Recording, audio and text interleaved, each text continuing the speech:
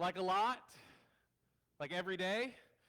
And one of the things I've had the hardest time learning as a parent is knowing when to confront and when to comfort. And for instance, because sometimes the two can kind of get mingled in between. It's not as cut and dry, not as black and white. For instance, when I think of like Liliana, there was an incident with Liliana. I talk about my kids a lot. They make great sermon illustrations. But there was a time where she came home with her homework, and she's always struggled with math. And for some reason that night she was frustrated.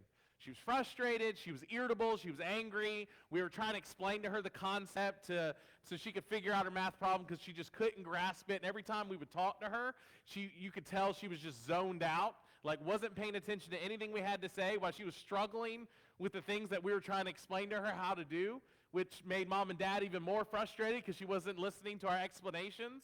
And then she would have the nerve to snap back at us while we're trying to help her. And so as a parent, I quickly was ready to shut that down, that kind of disrespect when I'm trying to help you do your homework.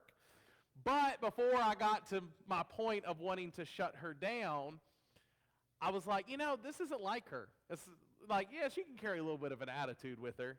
And she gets that from her mama, and I can say that because her mama's in children's church. But instead of me hitting her with heavy-handed confrontation, I needed to take a step back and say that my daughter's normally not like this. What's going on? Could her irritability right now be a symptom of a much greater problem, of something more going on? And so we dug a little deeper to figure out, okay, honey, what's going on really? This isn't about math at all. Like, you're frustrated, but there's more to this. Well, come to find out, the loss of our unborn child back in November was still impacting her months later. And it was impacting her ability to focus on school, to do her schoolwork, to maintain her composure and emotions. And so when we found that out, we quickly stopped what we were doing in the moment and took time to comfort her with the promises from God's word. And so I learned in that moment, while her behavior and attitude was not acceptable, it doesn't justify the way she was acting, but it was something that could have been addressed later. What she needed in that moment was us figuring out, where's this coming from, what's going on at the heart of the matter, and then comfort her in her afflictions. In that moment of comforting her with what she knew to be true, that was the best way to build her up in that moment. Not simply giving her a list of things to do to improve her math or improve her behavior. And so what we will see in 1 John chapter 2, verses 12 through 14 is John's going to take a pause in his letter. Because if you've read the book of 1 John, these couple verses seem to be very awkwardly placed at this point in his letter. And the reason being is it was written as a poem. That's why it's actually structured a little differently in your English Bibles. But John does that. He's taking a pause in his letter to offer a similar kind of comfort to those who are struggling to persevere in the faith by reminding them of the promises they knew to be true. See, John has been confronting the spread of destructive false teachers and teachings in the church. And so what he's doing is he's trying to build up this church against the false teachings that surround them by offering them several assurances of their salvation. These assurances of salvation are identifiable markers that should be present in the life of every true believer. And then John has also given them or reinforced to them several commands. But this is a church that is in danger. Many have already left this church, and you're going to find that out later in this series. They were seduced by the lies of these false teachers. And so this is a church that's struggling. They're in danger. This is a church that is worried because those who have remained faithful are wondering, am I going to be next? Am I going to fall away? Am I going to get seduced by these false teachers?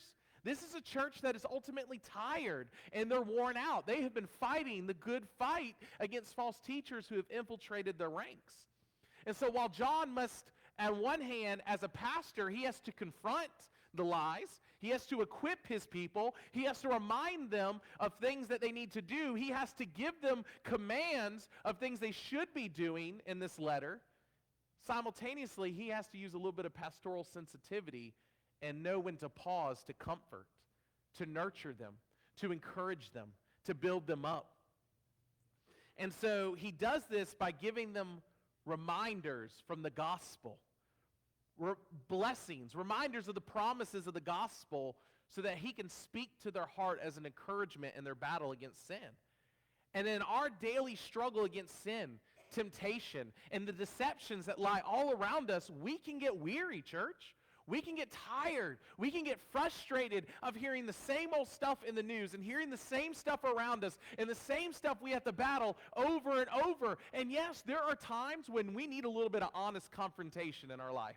There's some times where we need somebody to hold us accountable and be direct with us and equip us and build us up. But then there are times we just need comforting reminders that speak to our heart to give us strength to persevere. And so John's short poem in verses 12 through 14 is an intentional pause in his letter, and it serves as a reminder to different groups of believers in this church of the powerful benefits of the gospel, to be an encouragement to them so that they can continue persevering in their faith. So this sermon is going to be structured a little differently than my previous sermons. My previous sermons, we kind of walked through the passage, and you could tell my main points were built off of each of the verses or a group of verses, and we went kind of through them in order. But instead of us navigating the flow of the passage and setting up my points this way, what we know is that this poem is written to 3 different groups of people in the church. And so we're going to have 3 points of emphasis in this sermon that revolve around those 3 different groups and the gospel benefit that John affords to each of these groups. And so with that, if you have your Bibles open, 1 John chapter 2, verses 12 through 14, follow along with me. And John says, I am writing to you, little children, because your sins are forgiven for his name's sake. I am writing to you, fathers, because you know him who is from the beginning. I am writing to you, young men, because you have overcome the evil one. I write to you, children, because you know the Father. I write to you, fathers, because you know him who is from the beginning. I write to you, young men, because you are strong, and the word of God abides in you, and you have overcome the evil one. Now, if you followed along with me, what you've probably already noticed is there's parallels in this poem. Certain names and titles are repeated or mentioned twice, such as children being mentioned in verse 12 and verse 13, or fathers being mentioned in verse 13 and verse 14, and young men being mentioned in verses 13 and 14. And while biblical scholars may vary on their opinion on who these people are they literal fathers he's writing to? Is there literal children in the church that he's addressing, or young men? Many believers, myself included, believe that in this poem John's writing is that each of these 3 groups represent believers at a different place in their spiritual maturity. Now, some of you may say, so does that mean children are like the newest, youngest believers? Actually, no. When you look at children, that is a reference to all believers in the church. John is addressing all the believers in the church. Because if you read the rest of 1 John, such as in 1 John 2:28, 1 John 3:18, 1 John 4:4, or 5:21, he will refer to all the believers in the church he's writing to collectively with this title. He will call them his children or little children. So when we talk about children, we're talking about all the believers in the church from John's point of view. Fathers in the church would imply those believers who have been walking with Jesus for some time. Those believers who are seasoned with maturity. I mean, we think of the word father, it evokes a sense of maturity. It evokes a sense of responsibility to care for, to lead, to be an example to others. And then we see young men. Those would be the believers who are new to the faith or younger in the faith. Usually these individuals are connected more with passion and vitality and strength. So the question we have to ask is, what does John want to lovingly remind his children of to encourage them in their battle against sin?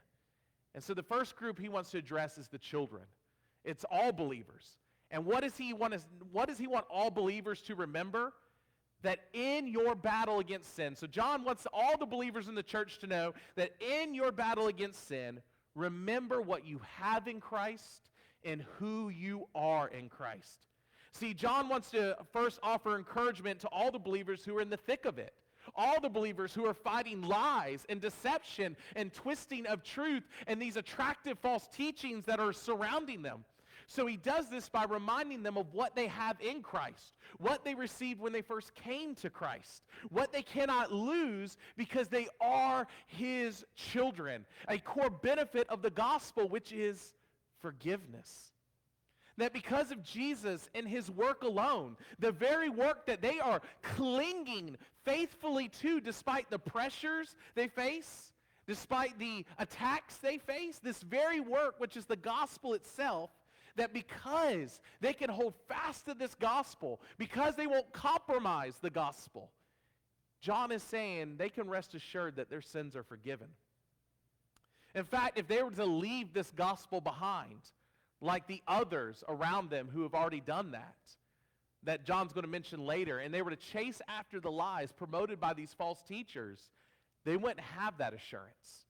They would actually show themselves not to be children of God, never really saved, and there would be no forgiveness. So John wants on one hand to remind them of what they have in Jesus, the forgiveness that they have through the gospel. But he also calls them children. And then he uses that title children in relation to his mentioning of the Father. What is John doing here? He's reminding the church of who they are, of who they know, that they are the adopted children of God. They know God as Father because of their faith in the Son. See, spiritual adoption is another amazing benefit of the gospel. John 1:12 tells us, "But to all who did receive him, who received Jesus, who believed in his name, he gave the right to become children of God." Ephesians 1:5 says he predestined us for adoption to himself as sons through Jesus Christ according to the purpose of his will. See, spiritual adoption is when you no longer stand as an enemy of God because of your sins. It is when God no longer sees you as a rebel, but the old you has been put to death by your faith in Christ, and by the power of Jesus, you have been raised to a new life. You have been raised from being an enemy to now God calls you a son and daughter. Because when he looks at you, he no longer sees a rebel, but he sees the righteousness of his Son, the one who you have given your life to, the one whom you put your identity in, the one who died for you and took your place.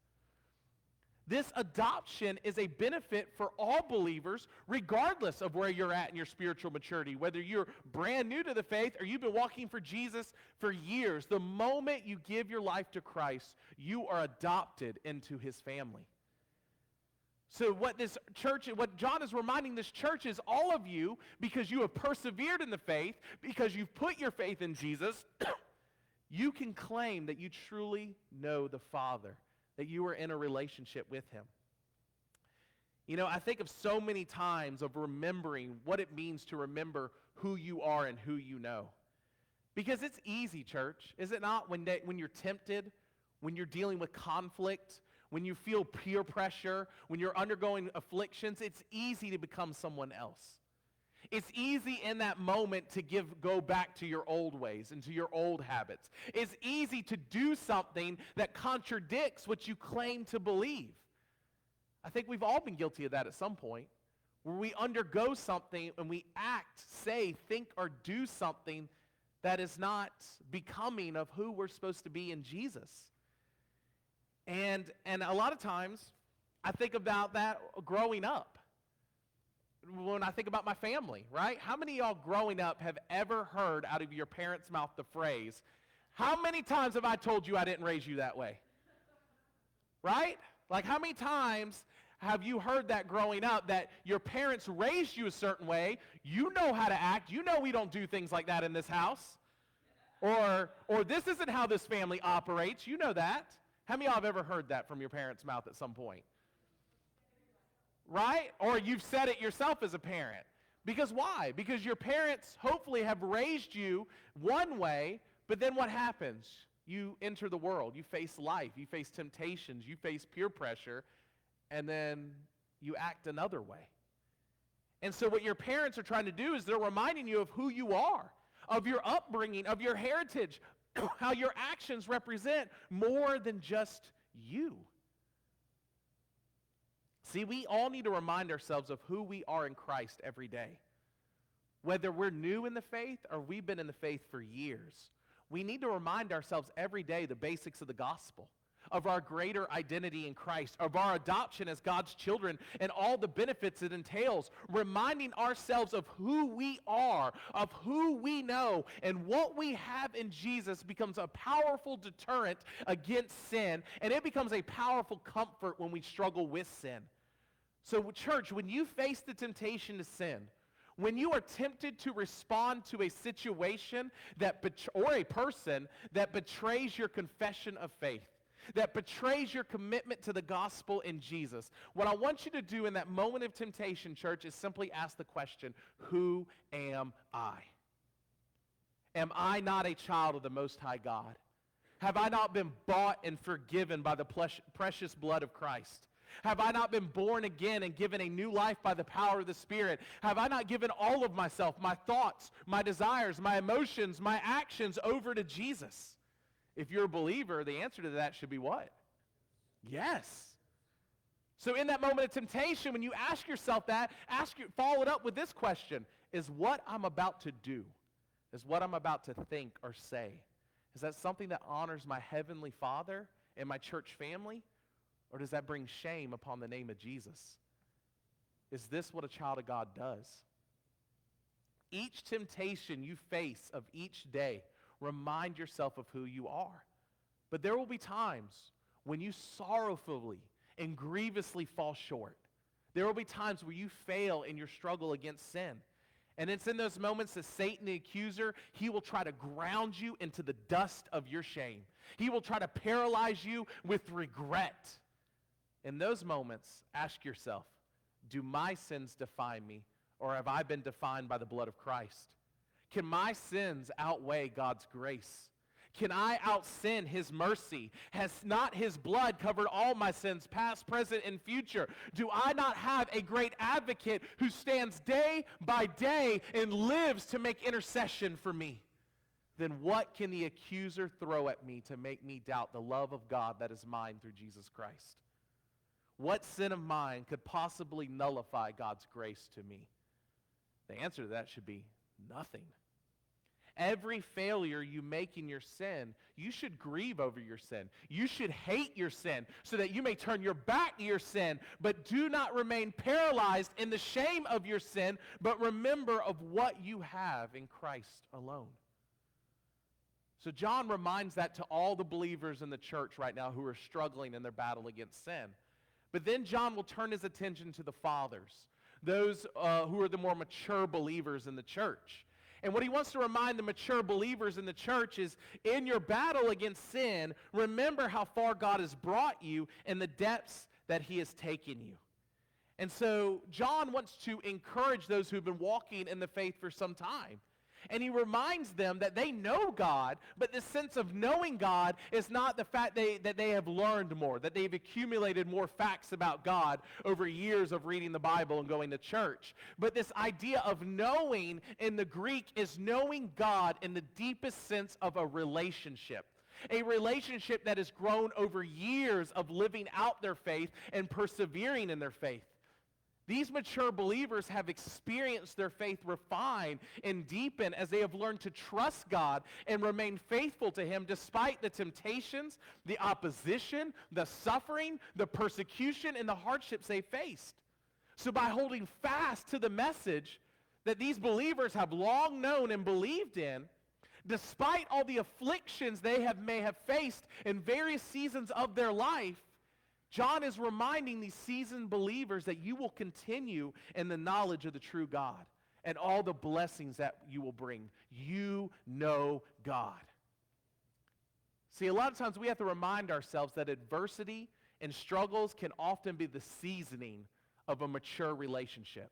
When you look at healthy, lifelong relationships, one of the distinctives you'll notice about healthy, lifelong relationships is they were the ones that weathered the struggles. They are the ones that fought the battles. They were the ones that went through the adversity together as two individuals deepened in their love for one another. And as they got to better understand what their commitments meant in their struggles and what their love for each other truly meant. Matter of fact, I normally don't do this from the pulpit. I don't like calling people out from the pulpit, but I do want to call out somebody, and it's a couple. And so, Mr. Ronnie, how long have you and Miss Deanna been married? That was quick. You've been 66 years. 66 years. Miss Deanna, was marriage always easy? Let me ask y'all, what brought y'all closer together in your marriage? Was it moments of just relaxation and ease, or was it when y'all had to go through difficulty together? Some of all. The point being is, to reach the blessings of a mature, healthy marriage, both people must be willing to endure together and grow together as they refine each other and truly understand each other more deeply. Remember, it is in the fires of battle that you truly learn the most about the person next to you in the trench.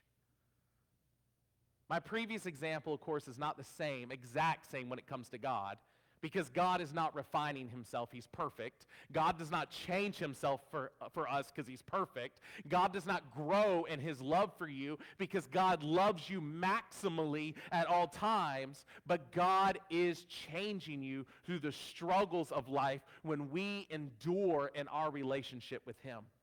He deepens our love and affection for him in moments of adversity, not simply moments of comfort. For it's in those moments of adversity we really learn what our faith is made of and the kind of God who we have put our faith in, a God who does not change.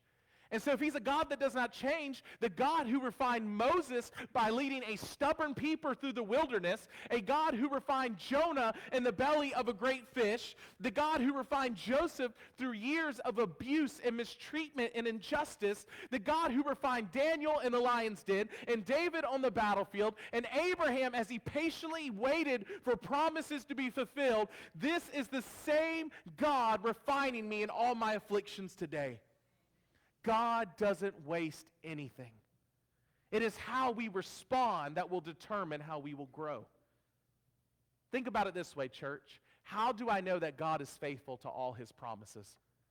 How do I know that he is really with me and he will not forsake me? How do I know that he is doing a work in me even today? It does not come through a carefree, easy life with no troubles or hardships. It's that kind of life where you're tempted to forget God's even there. But it is through the trials of adversity. It's in those moments of adversity I'm reminded that my God is faithful in both the hills and the valleys of life. That he is my shepherd both in green pastures and as he leads me through the valley of the shadow of death. It is in overcoming those moments through his faithful presence and strength, I am reminded he is doing something in me. That my trials were the catalyst for both my growth and the deepening of my relationship with God. So to my seasoned believers here this morning, like John tells you in your battle against sin, what does he tell them? Remind yourself that you know him who is from the beginning. The beginning of what? Well, the beginning of all things, because God is the eternal creator. But this includes the beginning of your life. Since the beginning of you and before, God has always been the same. So when you struggle with a temptation, when you feel burdened with sin at your door and affliction in your heart, look back at where you have been and what God did then. Because though the situation may be different today, the heart of that situation may feel oddly familiar, like you've been there before. And you probably have in some way, shape, or form. And the same God who worked through you then, the same God who deepens you in your love for him, the same God who comforted you in your afflictions, the same God who strengthened you in your walking, the same God who encouraged you in your despair, the same God who reminded you of who he is through his word, the same God who brought you out of darkness into light is the same God leading you now. So remain steadfast to the gospel which first saved you. And lastly, John will turn his attention to the young believers in the church, the newer believers in the church, what he calls the young men. And he reminds them that in their battle against sin, remember who is working in you and through you.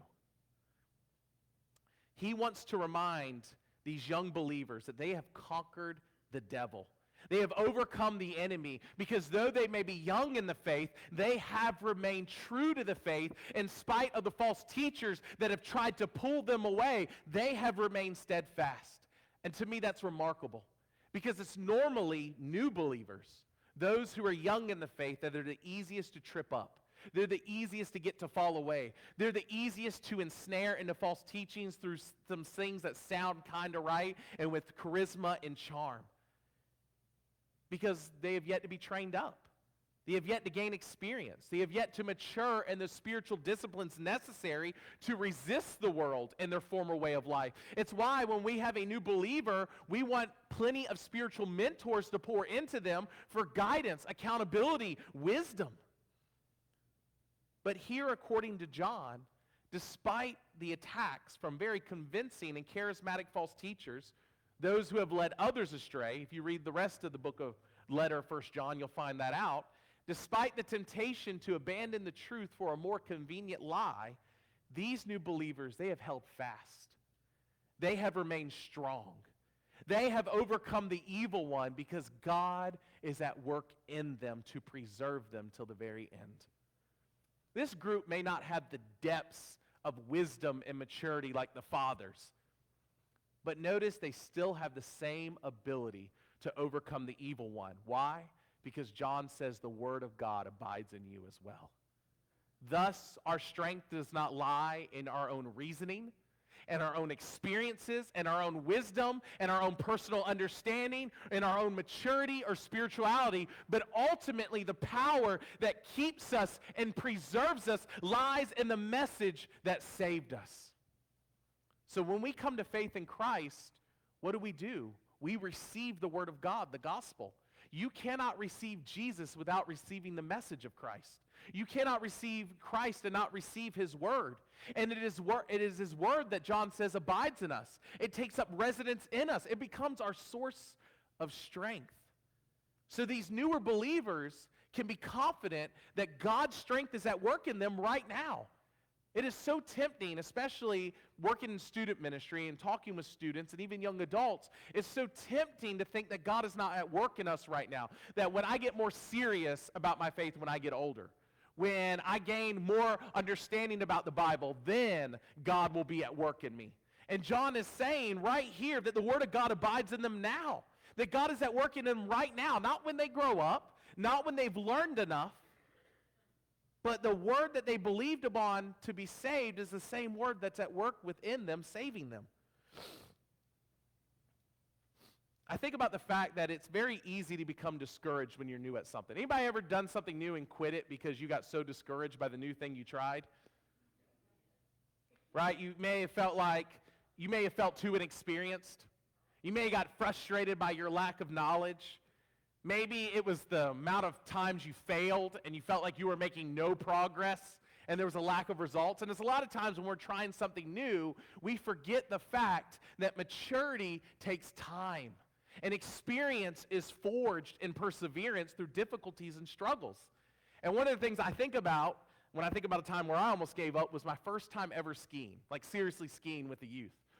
Now, of course, we know skiing is like an Olympic-level sport, but for some reason, when students go on ski trips, they think they're going to nail it down after a day.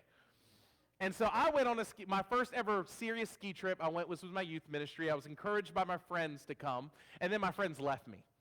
Like, they totally ditched me to go on bigger slopes, and so when you go skiing, you have the buddy slope, which doesn't even get categorized for anything but for the little kids. Then you got the green, which is for beginners, and then blue, intermediate, black diamond is for experts, and then you got double black, which is for like people who are insane.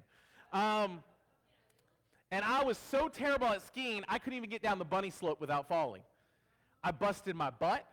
I didn't know what to do. Nobody was teaching me. I got frustrated because I was left alone, and I was ready to give up, turn in my skis, and go drink hot cocoa in the cabin.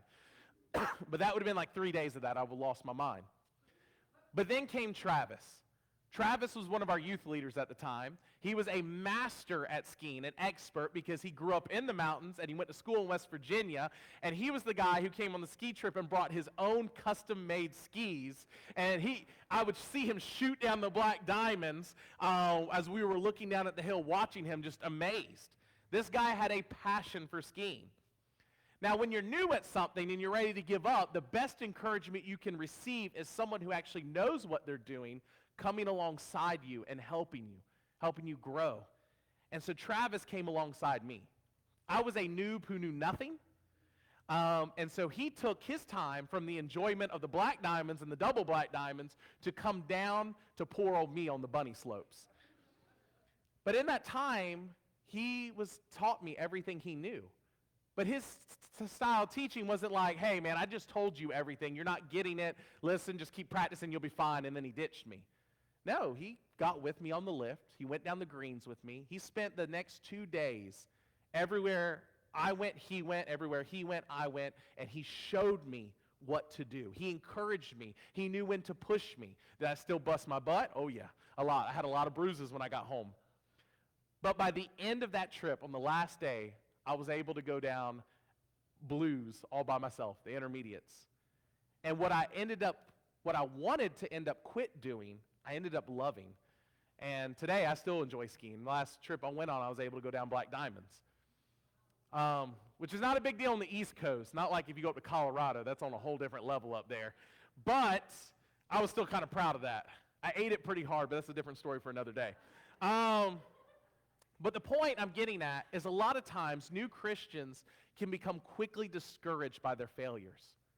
They can get discouraged by the things they just don't understand yet. Because when you're new to the faith, especially if you didn't grow up in church, it can be overwhelming, all the stuff that you're learning.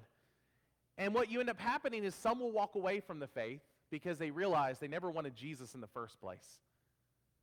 That following Jesus was going to demand too much, and so they left. There's others that say, oh, no, I'll stay, but you know what? I don't need to learn all this. I'm just going to come to church once a week and sit in the pew, and they lose their passion and settle.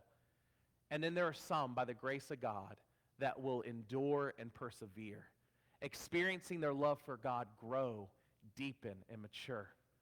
See, John is encouraging these young men not to become discouraged when feeling overwhelmed, when lacking in understanding, or even when overcoming failure. Why? Because there's real strength at work in them that far surpasses their own talents or determination.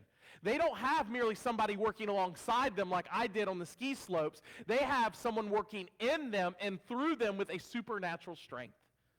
God doesn't save us and then leave us to our own devices. But when he saves us, he takes up residence in us to transform us more and more to the image of his Son by the work of his Spirit, by us taking in his word each day. So for those here who may be new to the faith, when you feel discouraged by your lack of knowledge, when you feel overwhelmed by everything the world is throwing at you, and trust me, it will, and you just don't know what to do or say in that moment, when you feel tempted towards accepting things that don't seem quite right because they're not lining up with God's word, when you feel weak and frustrated because everything seems so new, I want you to pause and reflect on the gospel. I want you to go back to your salvation and remember it was God who saved you then, it is God who's saving you now, and it is God who will save you for that future glorious day. By the power of his Spirit and his word abiding in us, you will overcome. So in our struggle to persevere against temptations, doubts, false teachings, and lies and persecutions, we can grow weary, tired, and frustrated. We can be tempted to even give up or compromise. And it's in those moments of weakness, we don't need to be browbeaten over the head with the Bible, but we need to be lovingly comforted and encouraged by reminding ourselves of all the blessings of it and its benefits, what we have come to receive through the gospel. This provides the fuel and the refreshing we need to continue to persevere and pursue holiness. So before John will continue on in his letter and confronting false teachers and those so-called believers who are living in lies, he wants to pause here and give a moment of comfort, encouragement. He wants to console his struggling church. Church, whether you're new to the faith or you've been walking with Jesus for decades, do not leave the gospel behind. Instead, go back to it.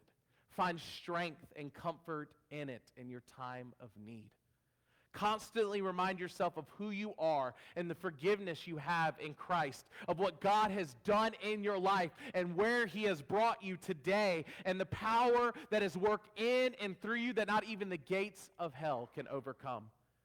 But as you find strength in these gospel promises, I want you to be the church by building up and encouraging one another with these promises, especially as the days we are living in become more difficult and more deceptive for those who seek to remain true to Christ. Let us pray. Dear Heavenly Father, I just thank you, Lord, for all that you do, for the promises we have in Jesus, for the promises that we can and the blessings we can remind ourselves through your holy word.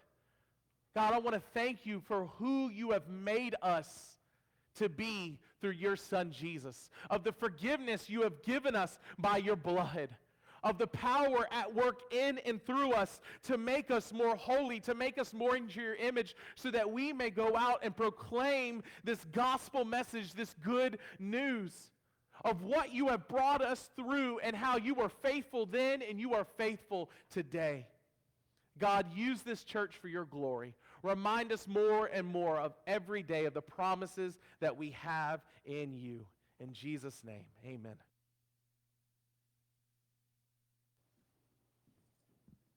If y'all will please stand.